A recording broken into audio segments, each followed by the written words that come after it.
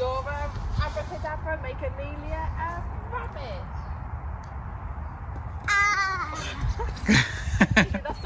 Is that what rabbits do? Amelia rabbit's going to hop into bunny. What are you doing? Are you in a little wooden house? Yeah. Nice. This is at the top of the hill in Wisley.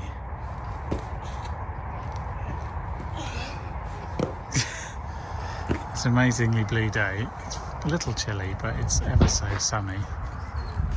And aside from pouring all of the bubble mix on the floor and then having a meltdown, it's been quite a good day. These are real first world problems. I would be equally distraught, but also I wouldn't pour my bubble mix on the ground. This is the orchards up here.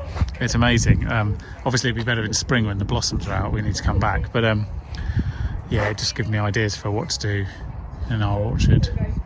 Welcome to another episode of Toby Stupid Vlog.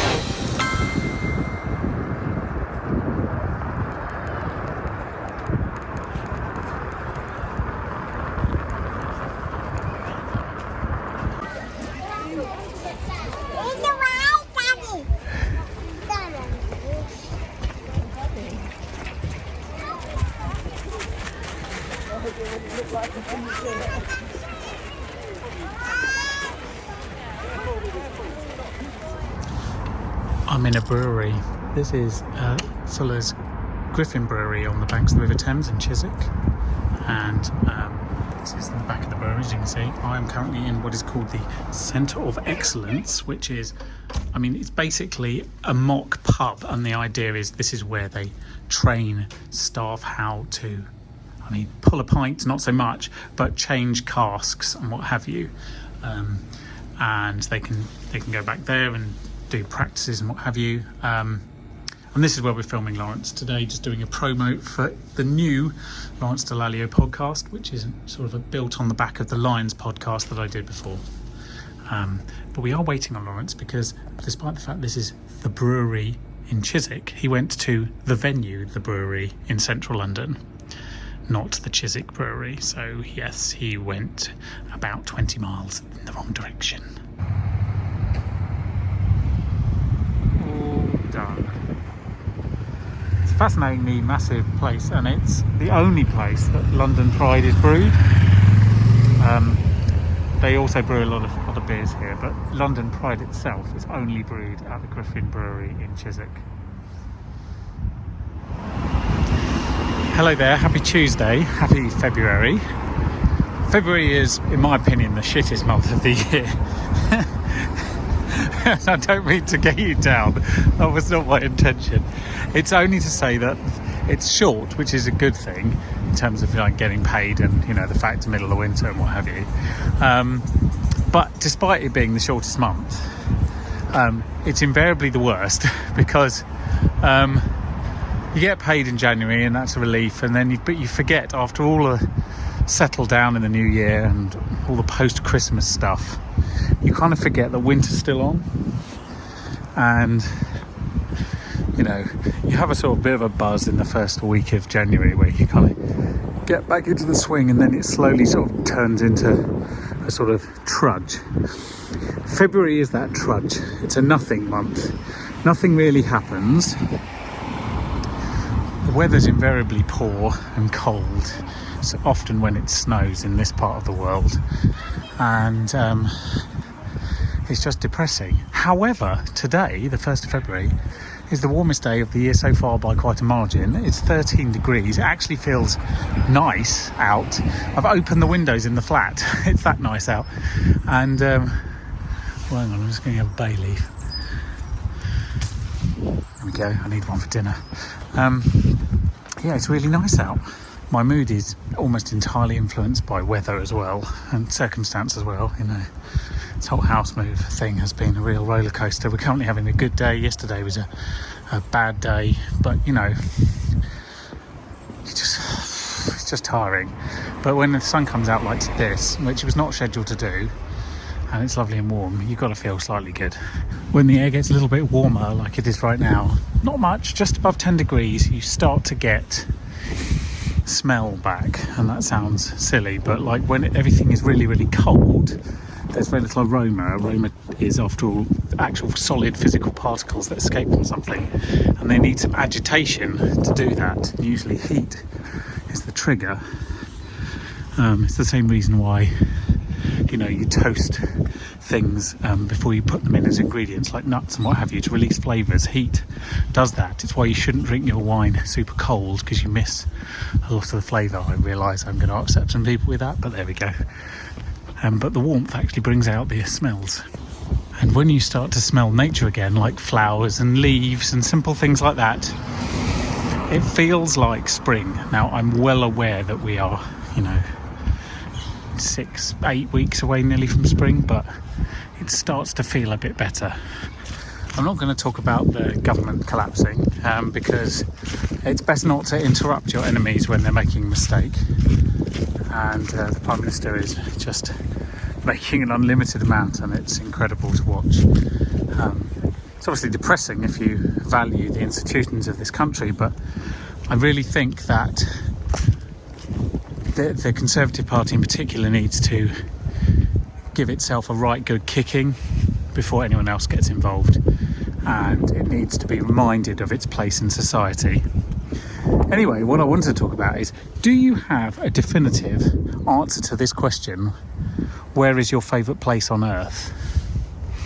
I don't. I have several answers, and some of them depend a bit on mood. If you ask me where my favourite place in England was, I'd probably say right here. It's hard to argue with Kew Gardens. Now, obviously I've had it at my doorstep, so I'm a bit biased, and maybe when it's not on my doorstep I'll feel differently, but I don't know. But there's a lot of reasons why. It's not just simply how beautiful it is. There's a lot of memories attached, and you know, I've been coming here since I was a couple of months old, so it's quite significant. I have lots of different answers. Some of them are in Switzerland. You know, I can think of at least one in Italy. So it varies, but this is definitely one of them. I wonder what yours are. So one of the reasons I came into Kew this afternoon was to read some board papers, specifically for the Service Delivery Committee that I chair. And it occurs to me that, you know, my time on the board is coming to an end quite soon, actually, July. But in reality, July might be, you know, 5 months away, but actually there's not many things for the board between now and then. There is 2 service delivery committees, one on Tuesday coming, 2 board meetings, and 2 audit committees. I think there might be one away day in there. So there's not many more meetings really, and so I'm starting the process of looking for my next non-executive position, because, as I've mentioned many times, it's a hugely rewarding role, and I don't really want to stop doing it just because I can't do it for RHP anymore. All those cyclamen, crazy. Yeah, so I've come into Kew. Obviously, well, I say obviously, it's not obvious because. Do you recognise what we're looking at? So, there you go, that's a sign that tells me we're in Kew. Except we're not in Kew.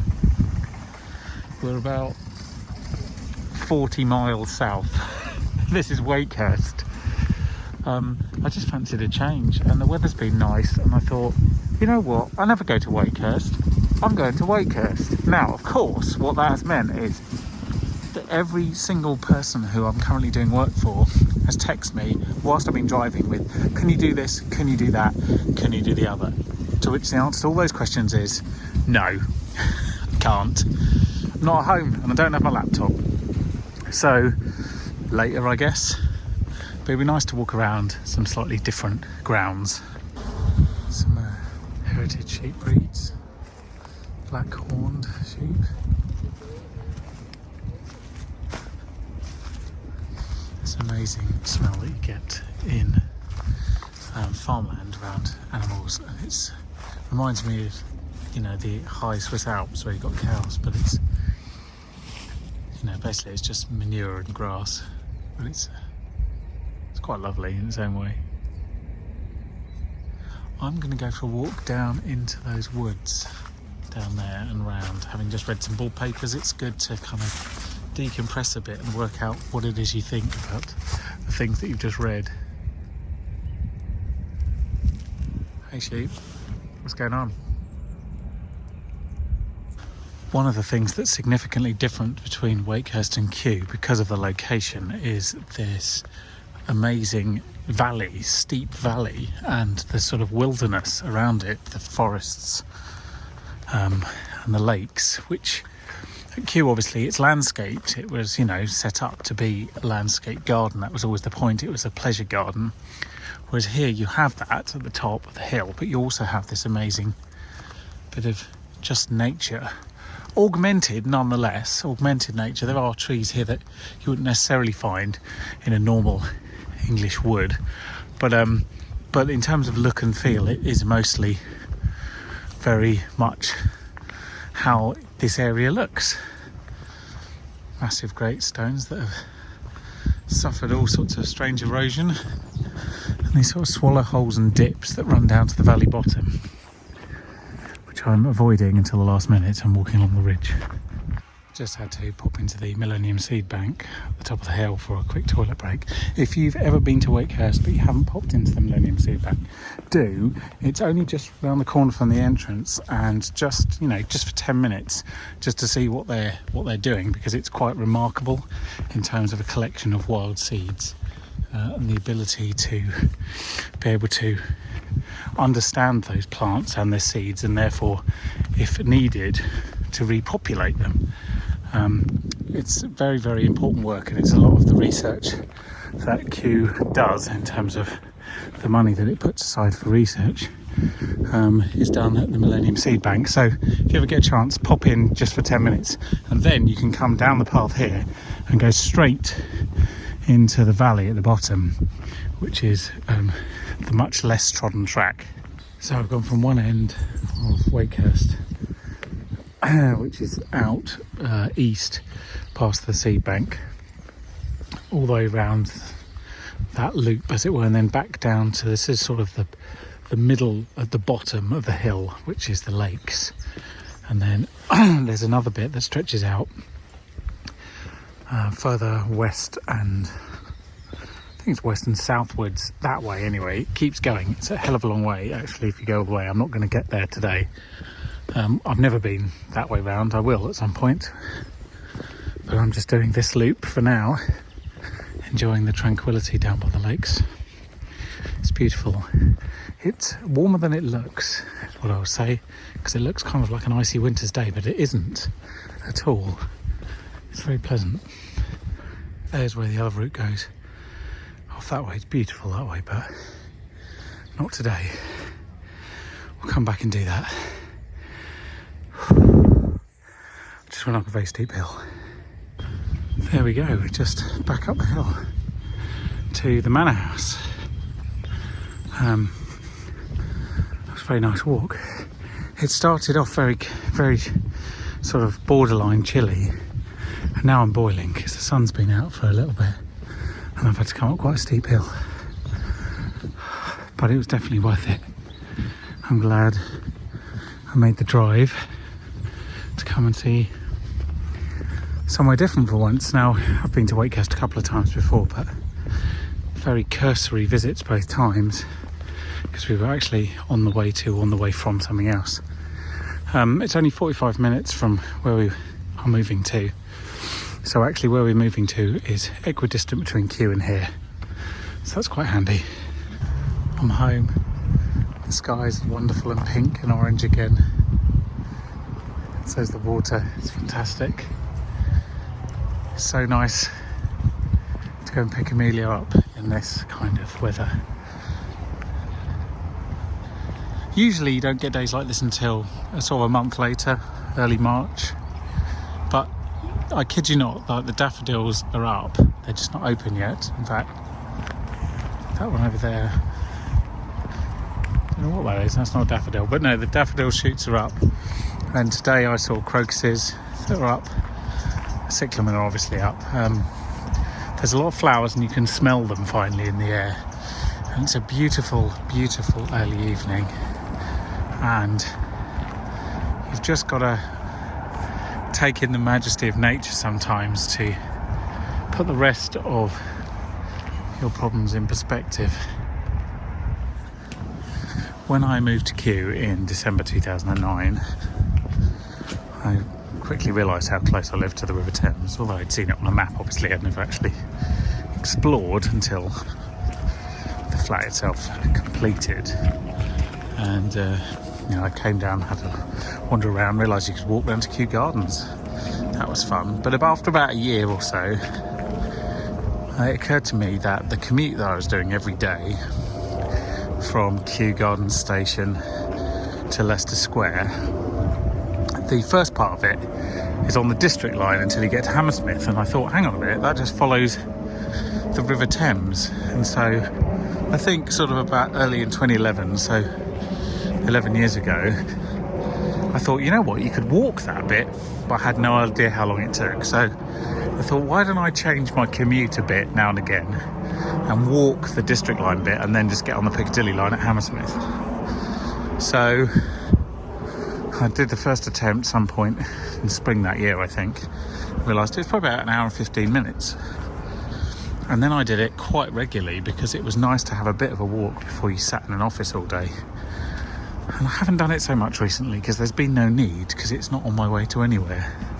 I left Global in 2013, so I'd only been doing this walk for a couple of years then. But then I used to do it periodically because I didn't have a lot of work for that first year, just as a kind of walk that I knew, good excuse to get up in the morning.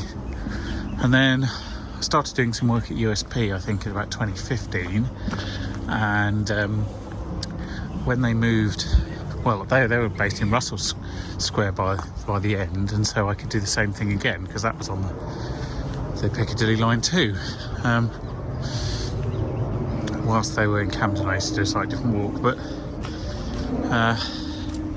it was kind of my way of getting exercise in early in the day. And I thought today, you know what, this is a walk with a finite number of uses left, so let's give it a go. It is obviously at this time of year can be very, very muddy, as you can see here. You just got to be a bit careful, but it is a nice walk and I do like it, and so I figured, let's do it once more. I feel I've been very lucky to live along the river. You've got to appreciate something like this when you live here. Like the Thames is, it's obviously quite famous because it's big and it's an impressive waterway, and it used to be such a sort of highway of industry, with all sorts of breweries and textile companies along here. And that's why there's so many towns along this way. Kew and Mortlake, and we're now coming into Barnes. And then it's on this side, it's Castle now next, and then you go around the wildlife centre, the wetland centre. And on the other side, you've got Strand on the Green, and then you come down towards Stamford Brook and Ravenscourt Park and Hammersmith, and then Fulham. And these are all places that have existed because the Thames has been a highway to them. All of the things that grew up along here and provided that industry have almost all gone now, with the brewery closing in Mortlake.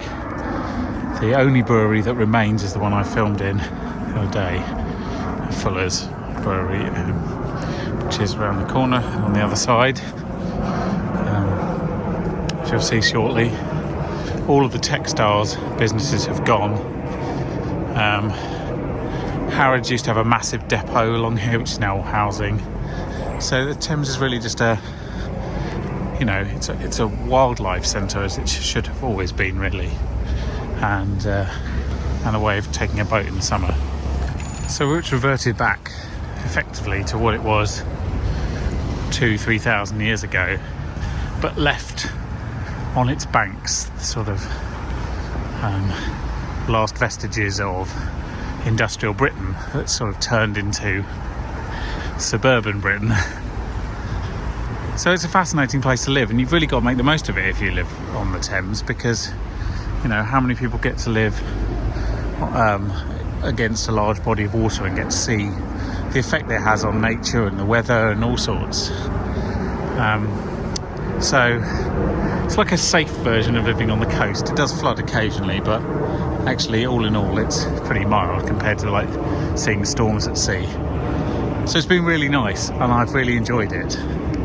And as with a lot of things that I've become used to over the last 11-12 years,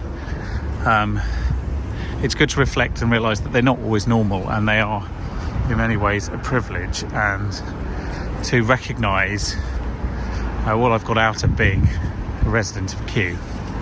What I've realised about walking Amelia to nursery, which is the only bit of the towpath I do with any regularity, is that kids need they need constant entertainment, but I mean when they're on a walk or being pushed in a buggy, they need sort of landmarks or things to look out for. I suppose games in a way, but more than that, it's just to give them reassurance, familiarity, and show they're going the right way. And it occurs to me that I used to do the same thing as a kid. When I was about 9 or 10, I started walking to primary school because it was the quietest bit of suburbia ever, and then along a couple of footpaths in the backfields of the school, with a friend of mine who lived like 4 doors up the hill. And we used to do the same thing. We used to pass the time along the way by counting the number of people that we passed, because there were so few, and pretend it was a fishing game. So we used to class each of those people as a fish, and we'd see how many fish we'd caught by the time we got to school.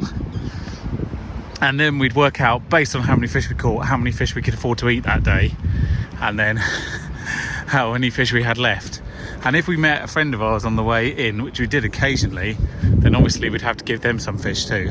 And this was the game that we'd play every morning, and it was strangely satisfying, but it passed the 15 minutes that it took to get to primary school. And I suppose, actually, in hindsight, it was a good bit of sort of memory game and a good bit of maths, so it kind of worked quite nicely.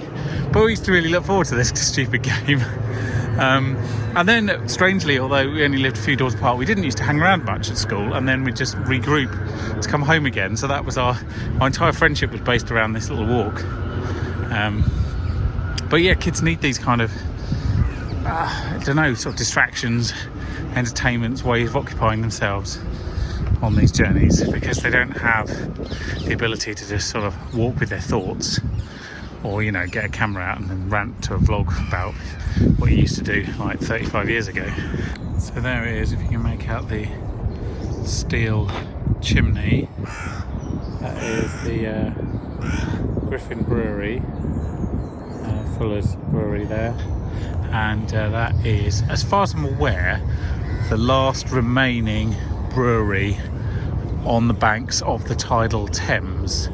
It occupies pretty much that entire quadrant site. There's a row of houses on this side, but you can see the brewery itself, if I get to a gap, actually does extend just about down to the riverside, and then occupies the entire quadrant behind it. So if you zoom in here,